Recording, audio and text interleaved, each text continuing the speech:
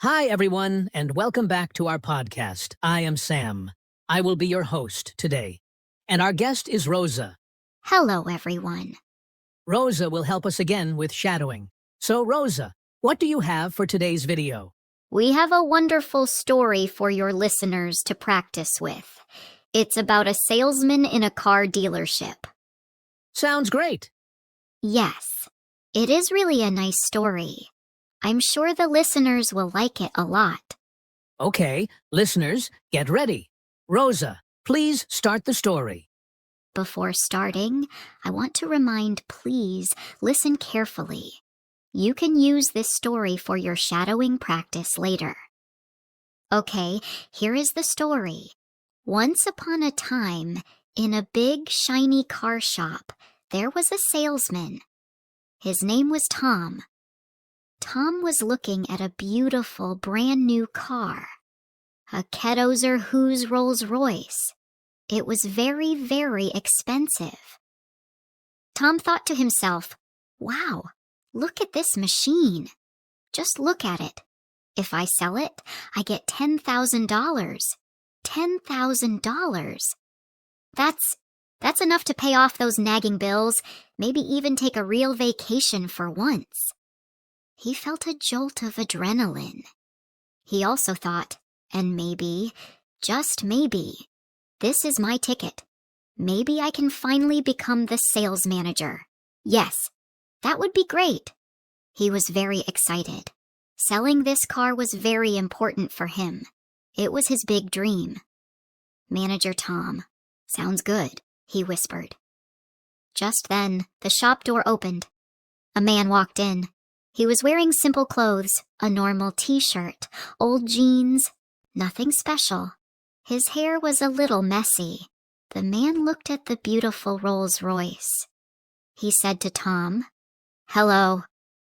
"Wow, that's a very nice car. Can I look at it?" Tom looked at the man's clothes. He looked him up and down. He thought, his clothes are not fancy. He doesn't look rich. He probably doesn't have money. He can't buy this car. He's just wasting my time. "So," Tom said, a little rudely, "Sir, this car is very expensive. Very, very expensive. Are you sure you want to look?" The man smiled kindly. "Yes, I understand that. It's beautiful. Can I maybe sit inside? Just for a moment?" he asked hopefully. Tom quickly shook his head. "No, sorry. We must keep the car clean. You know, clean for someone who can actually buy it." Tom almost laughed. He was not being kind at all. "Maybe you want to look at the cheaper models over there," he added, pointing away. The man looked a little sad. There was disappointment in his eyes. "Oh, I see. Okay then," he said quietly. He slowly turned and walked away from the car. A few minutes passed. The shop door opened again. Ding, ding. Another man walked in. This man was named Paul. Paul looked very different. He wore a sharp, expensive suit, a fancy tie. His shoes were shiny. Tom could almost see his reflection in them. He looked very rich. He walked with confidence. Paul walked straight to the Rolls Royce, ignoring Tom for a moment. He pointed. "Hello there," he said loudly. "I want to buy this car." Tom's eyes opened wide. He couldn't believe his ears. "Really? You want to buy this Rolls Royce right now? Wonderful, sir. Absolutely wonderful." Tom was suddenly very, very happy and super polite. A big smile spread across his face. "What is your name, sir?" Tom asked with a huge smile. "My name is Paul," the man said confidently. "And listen, I don't even need to test drive it. I know quality when I see it. It's perfect. I'll take it." Tom was thrilled. So excited, he could barely stand still.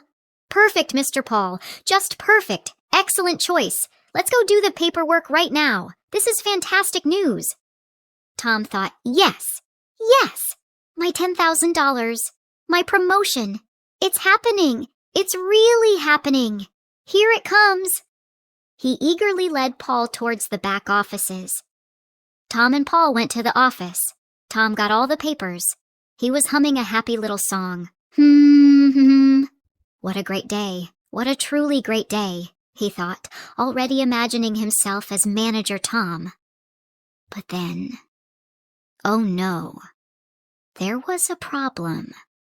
A big problem. Tom was checking Paul's credit with the bank.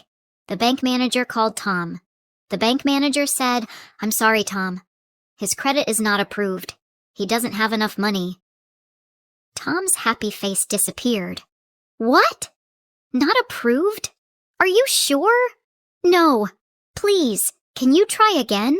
Please, he begged. Paul heard this. He looked very worried. Oh no. Please, try one more time. I really, really want this car. I need it. I need it to look rich, he whispered desperately. Tom asked the bank again, but the answer was the same. Sorry. Credit denied. Paul looked so sad. I guess I can't buy it, he whispered. He stood up and walked out of the shop, looking down at the floor. His shoulders slumped. Tom was in shock. He just sat there in the office chair. I can't believe it, he whispered. My commission, my promotion, it's all gone. He felt terrible. He put his head in his hands. Suddenly, the first man walked back into the shop. The man in the simple t-shirt and old jeans. He walked over to Tom. Excuse me, he said politely. Tom was still upset and angry about Paul. He looked up at the man. What do you want now? Tom asked, annoyed. I told you. This car is very expensive. The man just smiled that same calm, kind smile. Yes, I know it's expensive. I want to buy it. Tom stared. You want to buy it? Yes, the man said simply. With cash. Tom's mouth fell open. He couldn't speak. Cash? You mean real money? Now? For the Rolls Royce? Yes, all of it. And now. He opened the simple bag he was carrying. Tom looked inside. It was full, completely full, of money, bundles and bundles of cash, more cash than Tom had ever seen in one place. Tom was speechless. He just stared, eyes wide open. The man looked at Tom. You see, he started to explain. I am actually a multimillionaire. I have a lot of money, but sometimes I like to wear simple clothes like this. Why? Because I want to see how people treat me. I want to see who is kind and respectful, even when they think I am not rich. Just then, a young woman who worked in the shop came over. Her name was Sarah. Earlier, when the millionaire first came in, Sarah had smiled at him kindly. She had asked, "Hello, sir, can I get you a glass of water while you wait?" She was very polite, treating him just like any other potential customer. The millionaire saw Sarah and smiled warmly at her. "Young lady," he said. Sarah looked surprised. "Yes, sir." The millionaire said, "You were to me earlier. When I first came in, you treated me with respect. You didn't care about my clothes." Sarah blushed a little. "Oh, well, thank you, sir. I just try to be kind to everyone who comes in." The millionaire nodded. "That is very good. Listen, I know the owner of this car dealership, the big boss. He is a very good friend of mine. I am going to call him right now." He took out his phone. "And I am going to tell him that you, Sarah, you should be the new sales manager here." Sarah's eyes filled with happy tears. She couldn't believe it. "Oh, sir, really? Thank you. Thank you so much." And what about Tom, the rude salesman? He just stood there. His face was bright red and frozen. He felt so silly, so embarrassed, and so ashamed. He had been rude. He had judged the man by his clothes, and now he lost his big sale, his $10,000, and the promotion. He learned a big lesson that day. So, what is the morale of this story? What can we learn? It's simple. Never judge a book by its cover. This means don't judge people by how they look or what they wear. Someone might not look rich, but maybe they are. Someone might look rich, but maybe they aren't. And always remember, being kind costs nothing. It's free. But kindness can bring you good things in surprising ways. So, be kind to everyone you meet. You never know who they might be or what good things can happen. Thank you, Rosa. It was a fantastic motivational story. Exactly, Sam. It focuses on people, should not be judged by their appearance. Absolutely. So, listeners, now it's your turn to practice shadowing. You can listen to the story again. Choose any sentence you like. Pause the podcast after Rosa says it, and then repeat the sentence aloud. Try to copy the sound and the rhythm. That's right. You don't need to understand every single word. Just focus on listening and repeating. Now, let's do some examples for you. Rosa will say 4 sentences from the story, and I will shadow her. Listen carefully. Ready, Rosa? Okay, I am ready, Sam. First example's coming. If I sell it, I get $10,000. $10,000. If I sell it, I get $10,000. $10,000. Good job, Sam. This is the second one. This is my ticket. Maybe I can finally become the sales manager. Yes, that would be great. This is my ticket. Maybe I can finally become the sales manager. Yes, that would be great. Okay, this is the next one. Perfect, Mr. Paul. Just perfect. Excellent choice. Let's go do the paperwork right now. This is fantastic news. Perfect, Mr. Paul. Just perfect. Excellent choice. Let's go do the paperwork right now. This is fantastic news. Okay, the last one. I can't believe it, he whispered. My commission, my promotion. It's all gone. I can't believe it, he whispered. My commission, my promotion. It's all gone. Good job, Sam. You were great. Thank you, Rosa. It was really useful practice.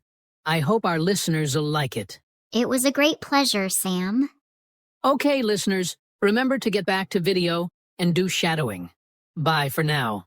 Happy shadowing. Wow. It was a fantastic story, Eric. Agreed, Lisa. And it was a very useful podcast in terms of shadowing as well. Yes, Eric. Okay, let's start our vocabulary section. What are the words today, Eric? The first word today is barely. Then we will continue with to treat and to approve. Then to judge. And the final one is walk away. Let's start with the first word. The first word is barely. Barely. I think I've heard people say, I barely slept last night. What does it mean exactly, Eric? Good example. Barely means almost not or only just. When you say, I barely slept, it means you slept very little. Just a little bit. It's a small word, but it says a lot. So it's like saying something almost didn't happen?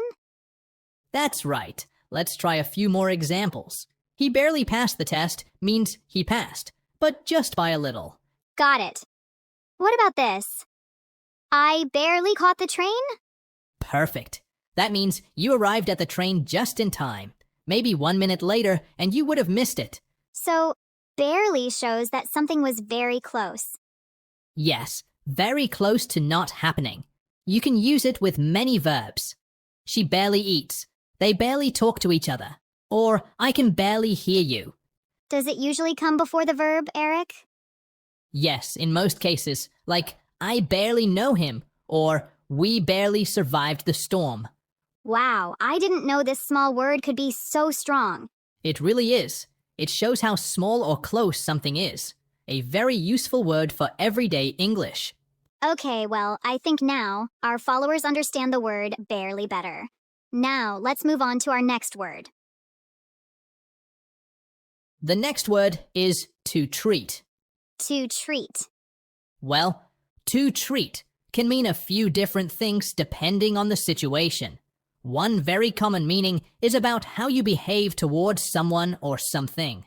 For example, it's important to treat everyone with kindness. Or, on the other hand, he was upset because his friends treated him unfairly. I see.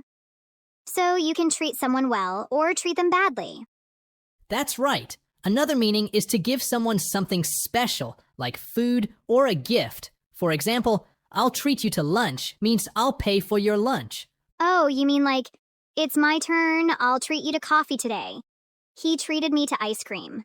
Perfect example. We often say treat someone to something. So, she treated her brother to a cinema ticket for his birthday. Notice the preposition to after treat someone. Ah, so it's treat someone to something.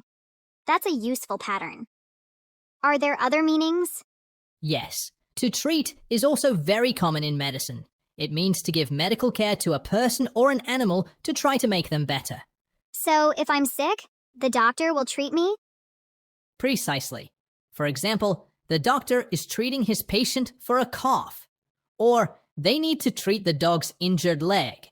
Sometimes you might hear treat an illness with a specific medicine. That makes sense. So, to treat can be about your behavior, paying for something nice for someone, or medical care. You've got it. It's quite a versatile verb. Okay, well, let's move on to the next word. The next word is to approve. To approve. Yes, that's a big part of it. To approve generally means to officially agree to something, or to think that something or someone is good or acceptable. So if my boss says my holiday request is okay, she approves it? Exactly. You could say, my manager approved my vacation days. In this case, approve is often used for official permissions. For example, the committee approved the new budget. Okay, so that's for official things. What about personal opinions? When we're talking about personal opinions, we often use approve of. This means you think something or someone is good or suitable. Ah, so approve is for permission and approve of is more like opinion. She doesn't approve of smoking. Precisely. Or you could say, I don't approve of people being rude. Notice the preposition of there. What if we approve of plus a verb? If you use a verb after approve of, that verb usually needs to be in the ing form. For example, her father doesn't approve of her going out alone at night. Or, we approve of helping others in need. So, approve of doing something. That's clear. It's like saying you agree with the idea of that action. You've got it. So, the main things are official agreement, like the plan was approved, and personal agreement. I approve of your choice, often using that ing form for actions. Okay, that's it. Shall we move on to the next word? Let's do that. Our next word is to judge. To judge. To judge is a verb that means to form an opinion about someone or something, sometimes too quickly or without knowing the full story. Ah, I see. So if I say, don't judge me, it means don't have a bad opinion about me, right? Exactly. That's very common in everyday English. For example, she judged him before knowing him, or try not to judge others. It's a powerful word, and people often use it when talking about opinions or decisions. So it can sound a bit negative? Often, yes. When we say someone is judging, we usually mean they're being unfair or too quick to decide. Is there any preposition we use after to judge? We often use prepositions like by. For example, you shouldn't judge people by their appearance. So, judge by appearance. That makes sense. Judge also means to decide a winner, like in a contest. For instance, like he judged the singing contest, or they judged the best photo. So, to judge is about forming an opinion. It can be neutral, like judging a competition, or it can be a bit negative if we are quick to criticize. And we can judge someone by their actions or their skills. You've got it perfectly. It's all about forming those opinions or making decisions. Okay, well, that's it for the word to judge. Let's move on to the last word. The last word is walk away. Walk away. I think I've heard this before. Like, he just walked away from the conversation. Yes, that's one common use. Walk away means to leave a place or situation, usually by walking, or to stop or give up something very important. For example, she got angry and walked away. So it's like leaving because you don't want to stay? Yes, Lisa. It can show that someone wants to end a conversation, an argument, or even a relationship. For example, he walked away from the job after 2 years. Or he decided to walk away from the argument because it wasn't productive. Oh, wow. So it can also mean leaving something important? Yes. If you walk away from something, it often means you're choosing to stop or give it up. Not always a bad thing, but a big decision. Can I say, they walked away from the deal? Perfect. That means they decided not to continue with the agreement or plan. Is it always serious? Not always. Sometimes it's simple, like he walked away without saying goodbye. Just leaving. Got it. So we use it for both everyday moments and big choices. Exactly. And the structure is easy. Walk away or walk away from plus noun. Okay, it's clear. All right, that's it for today's episode of Simply Explained English. We hope you found the words helpful and the explanations easy to understand. Thanks for listening. Keep studying your English. And stay tuned. Bye for now.